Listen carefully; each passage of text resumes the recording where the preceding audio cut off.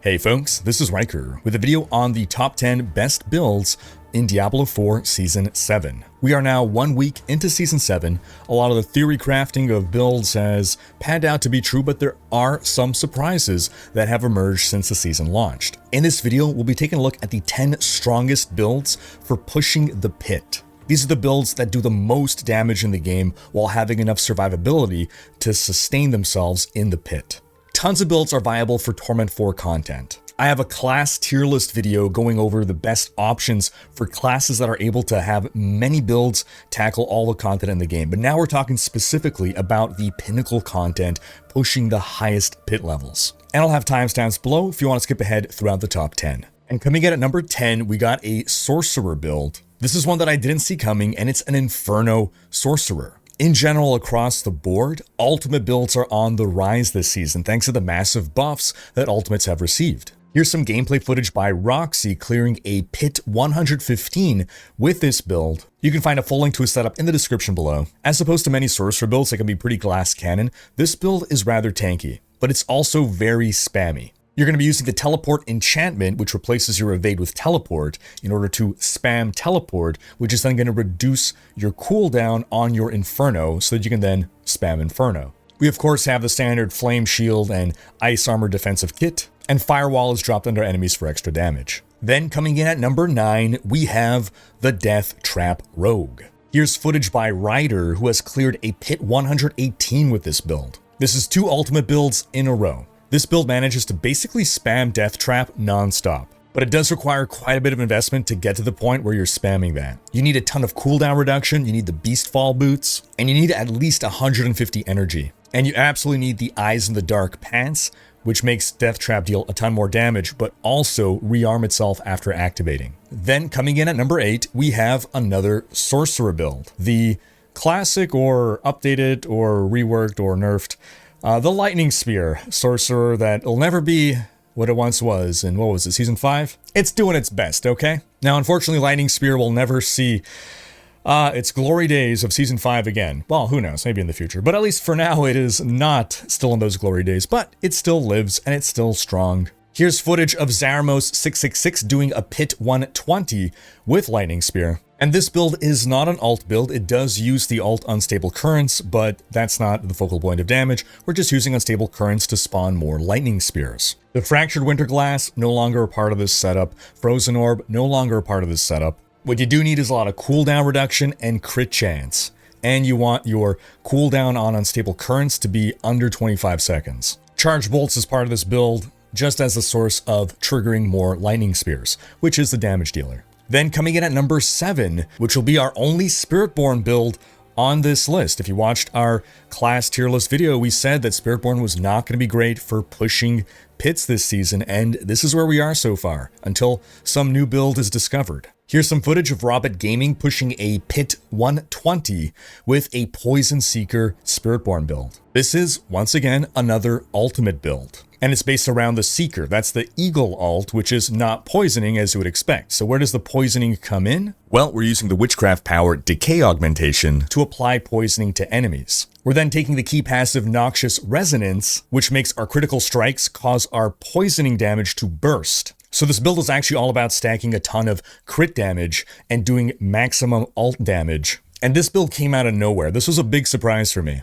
I was expecting Quill Volley to be the best spiritborn build for pushing the pit, but this looks like it's beating it. That takes us to number 6, the Lacerate Druid.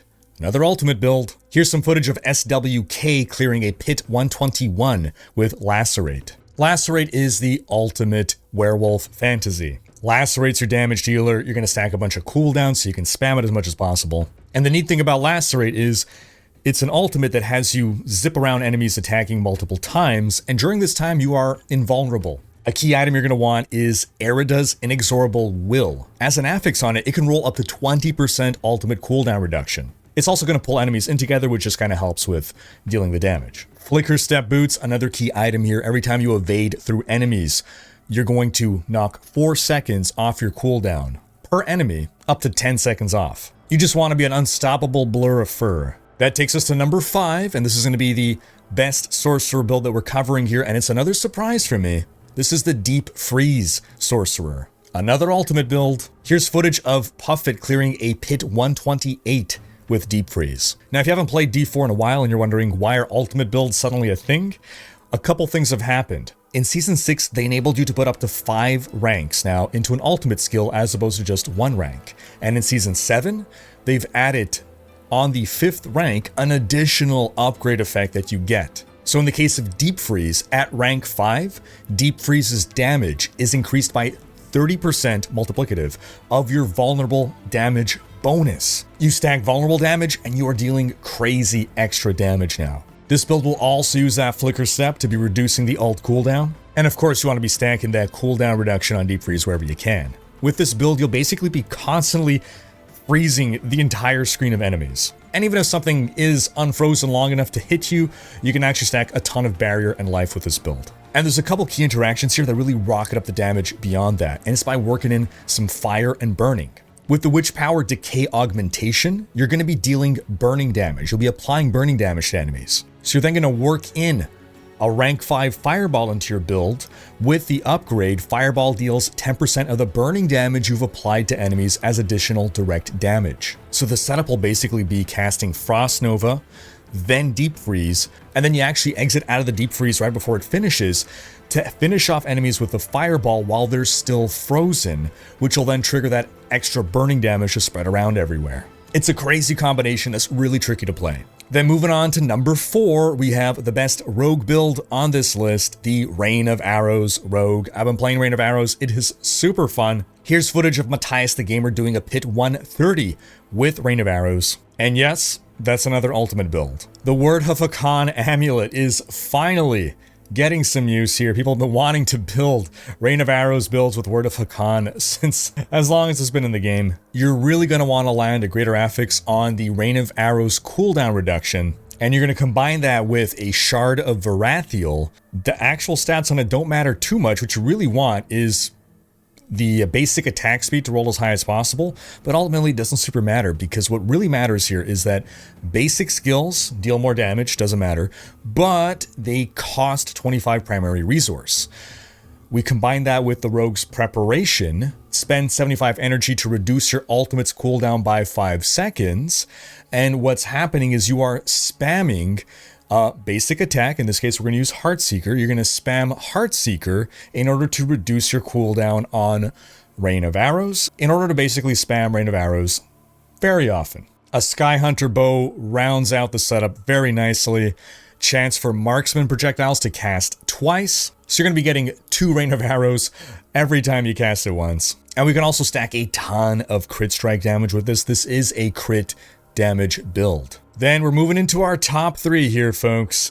Coming in at number 3, and things have been moving. I had this build action position 2 before build 3 overtook position 2 here. But coming in at number 3, we have the best Druid build of the season, and that is Cataclysm. And you guessed it, that's an ultimate build. Here's footage of Dalefix doing a Pit 145 with this build. Cataclysm used to be found in Storm Druid builds pretty often, but now it is the star, it is the source of the damage. But to rock this build needs quite a bit of investment here. We mentioned it for our other Druid build.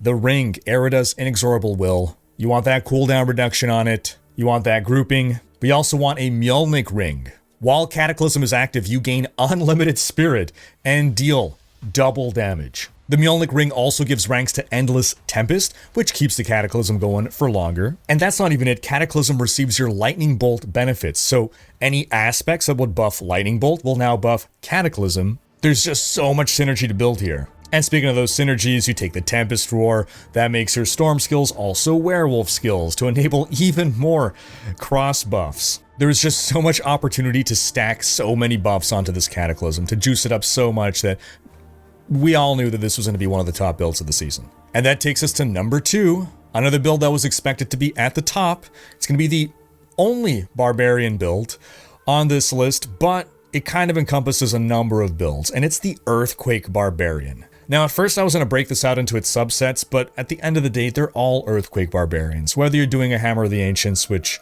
actually there's some bugs with that, whether you're doing Whirlwind, whether you're even doing a Lunging Strike, at the end of the day, it's all about the earthquakes. That's where your damage is coming from. But you got a lot of choice, I guess, in how you're going to generate that earthquake exactly, whether you're going to be leaping, whether you're going to be whirlwinding. Here's footage of Beat Dropper doing a Pit 147 with this build. Now, the exciting thing about Earthquake is that this is sort of the spiritborn of Season 7. First couple of weeks of Spiritborn saw new tech evolving. Almost every day there'd be a new build variant of the best way to run the best Spiritborn build. And we're kind of seeing that happening with Earthquake right now.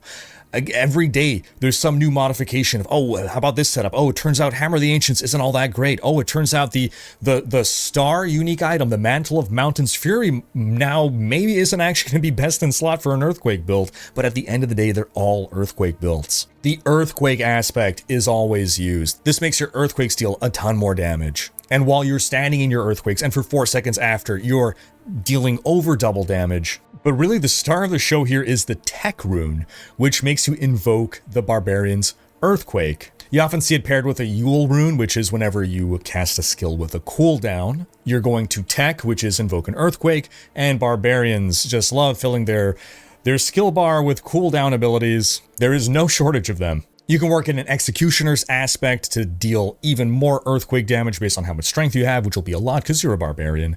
And you also will trigger more Earthquakes whenever you overpower, and as a Barbarian, you can build towards overpower very nicely. You often see an Ugly Bastard's Helm worked into this here. This lets you squeeze in another double damage multiplier, plus a whole host of other benefits. You use the Incendiary Fissures aspect. This is another damage multiplier to Earthquake, and turns Earthquake damage into fire damage. With how fast the meta has been evolving on Earthquake, it's no surprise that it has surpassed Cataclysm. That said, I doubt it's going to surpass our #1 build. Hey, who knows though? But #1 by a mile right now. Okay. Not as much as the Spiritborn was in Season 6, but still by a considerable lead. Our #1 build on this list is the only Necromancer, because why run anything else this season if you're a Necro?